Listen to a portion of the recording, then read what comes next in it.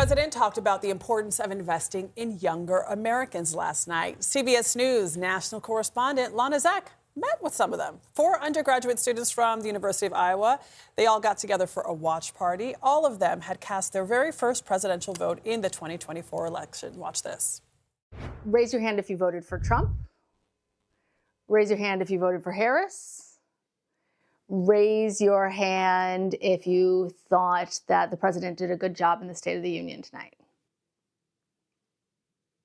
Interesting. Okay.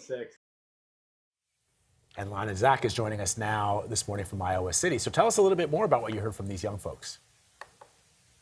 Well, this was a great group of students. They were young, engaged, and they really cared about the future of the country and of the world. But they really felt like they wanted more substance in this speech, less self-aggrandizement. So let's start with what the Harris voters had to say. Morgan and Diego.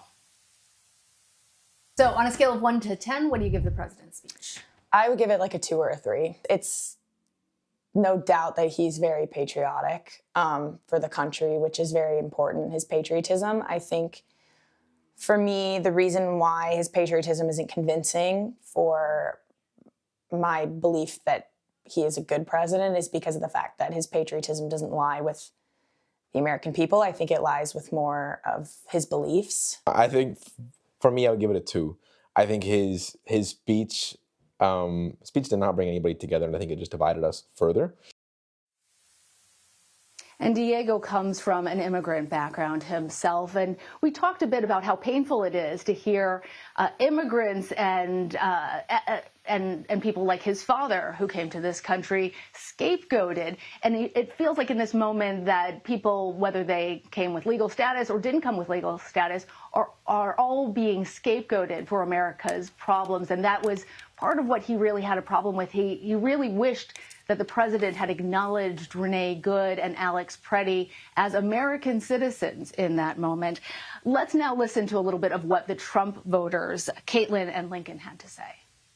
You were a Trump voter. Yes. What score did you give the State of the Union tonight? About a 4 or 3.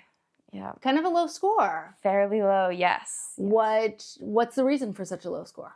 I don't believe he addressed the major concerns that I was looking for him to address, specifically with a lot of the international issues going on right now that the U.S. is involved with.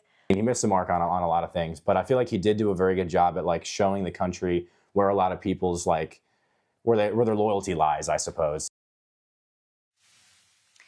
And as much as they may have been disappointed on both sides with President Trump's performance in the evening, there wasn't a single one of them that felt really engaged and excited by any other person in the chamber. So if you're looking to Democrats for a solution, they didn't really present one necessarily in that moment. But I have to hand it to this group of students because they say they have lost friends over political disagreements, and for them to come together as a group and put out there to the world who they voted for in at least the last election, because they hinted that that might not be the case in the next election. Well, it really says something about them, and they were certainly united on the fact that the speech was long. I was wondering if you guys made it to the end, and that was going to be my question. Did they tell you what they were thinking for the midterms in terms of how they would vote? And you just mentioned that they hinted that they might change their votes. Lana Zak, thank you as always with the best stories from the Midwest. We appreciate you.